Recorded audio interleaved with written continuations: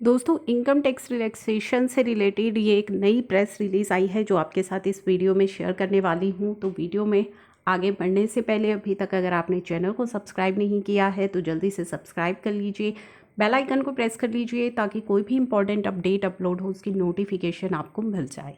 तो बेसिकली इस press release में क्या कहा गया है, 19 जुलाई की ये इशूइंग डेट है। The government has decided to provide income tax exemption to the amount received by taxpayer for the medical treatment from an employer or from any other person for treatment of COVID-19 during financial year 1920 and subsequent years। तो इसमें कहा है कि government ने decide किया है कि income tax exemption दी जाएगी उस अमाउंट पर विच is received bye tax payer, जो कि उसे अपने एम्प्लॉयर से रिसीव हुई है या किसी अदर व्यक्ति से उसे रिसीव हुई है कोविड-19 ट्रीटमेंट के लिए। और ये एग्जम्पशन 1920 एंड उसके आने बाद के जो साल है उन पर एप्लीकेबल रहेगी। This was stated by minister of state for finance Shri Pankaj Chaudhary in return reply to question in the Lok Sabha today. तो आज ये रिटर्न रिप्लाई के रिस्पॉन्स में जो है उन्होंने बताया है। The minister stated that income tax exemption shall be provided to the amount received. ये सेम उन्होंने पैराग्राफ रिपीट कर दिया है इस प्रेस रिलीज के अंदर जो अभी मैंने आपके लिए रीड किया था। The minister further stated that aim of this exemption is to provide relief to the tax payer who suffered on account of कोविड-19 की वजह से जिन्होंने सफ़र किया है उनको रिलैक्सेशन देने के पर्पज़ से जो है ये रिलीफ दिया गया है। And had to incur some for medical treatment of COVID-19 after taking help from employer or from any other person. It is stated that policy of government is to discourage cash transaction। Government की ये policy है कि cash transaction कम से कम हो and move towards less cash economy. There is no proposal to increase the limit of cash transaction permissible under various provision of Income Tax Act 1961। तो जो ये less cash economy जो policy है government की, इसको ध्यान में रखते हुए कोई भी ऐसा प्रपोजल नहीं था जिसमें कि कैश ट्रांजैक्शन लिमिट को इंक्रीज़ किया गया under the various provision of income tax act.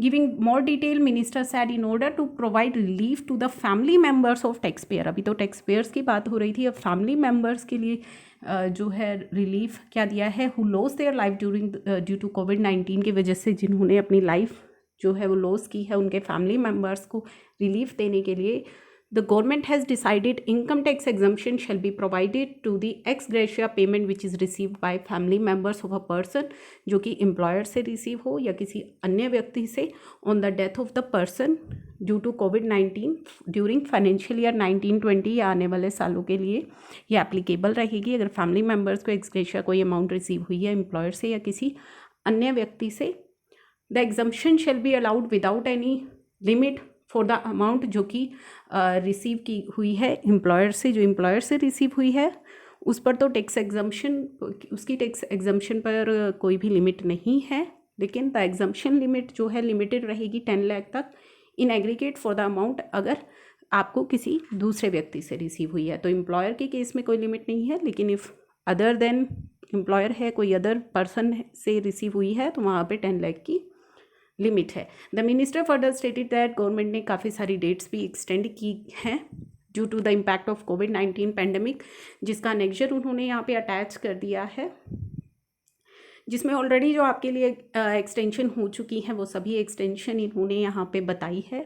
ये ऑलरेडी डेट्स एक्सटेंड हो चुकी हैं और इन डेट्स का जो अपडेट है वो मैं आपके साथ शेयर भी कर चुकी हूँ। ITR फाइलिंग की डेट का इन्होंने यहाँ पे जिक्र किया है और साथ में ही extension of date of declaration file करने की अंडर डायरेक्ट टैक्स विवाद से विश्वास स्कीम के लिए उसकी डेट भी, ड्यू डेट ऑफ पेमेंट जो है वो एक्सटेंड की गई थी। तो ये ऑलरेडी जो पहले डेट एक्सटेंड हो चुकी है इस एनेक्जर में वही डेट जो है यहाँ पे बताई गई है। ITR फाइलिंग की जो 31/7 थी नॉन ऑडिट केस में उसे 31 सितंबर कर दिया गया, 31 अक्टूबर वालों की 31 नवंबर कर दी गई। तो वो सभी डेट्स जो हो चुकी हैं एक्सटेंड उनका यहाँ पे बताया है। Due date for filing the belated and revised return for financial year 2021 जो है उसको भी एक्सटेंड किया है इन्होंने 31 मार्च 2022 तक। तो ये सारी एक्सटेंशन डेट्स यहाँ पे बताई हैं दोस्तों। तो ये सारा एनेक्चर जो है वो अटैच किया हुआ है उन्होंने कि कब तक की ये एक्सटेंशन कोविड रिलीफ के दौरान उन्होंने आपको जो प्रोवाइड कराई थी वो सारी एक्सटेंशंस यहाँ पे बता दी गई हैं। जो ईबीसी फाइलिंग है आपकी 31 अगस्त 2021 तक है। 5% की जो कैपिंग लगाई थी आपकी, उसमें रिलीफ आपको दिया गया था अप्रैल और मई के लिए जीएसटीआर 3B में जो रूल 36(4) है। तो सभी रिलीफ इन्होंने इस एनेक्जर में अटैच किए हैं। अगर आपको ये एनेक्जर की कॉपी चाहिए तो आप मुझे कमेंट बॉक्स में बता दीजिएगा। अगर आपको स्टिल डेट्स को लेकर के कोई डाउट है, क्योंकि ये ओल्ड जो पहले डेट्स एक्सटेंड हुई हैं, ये एनेक्जर में वही चीज़ें बताई गई हैं।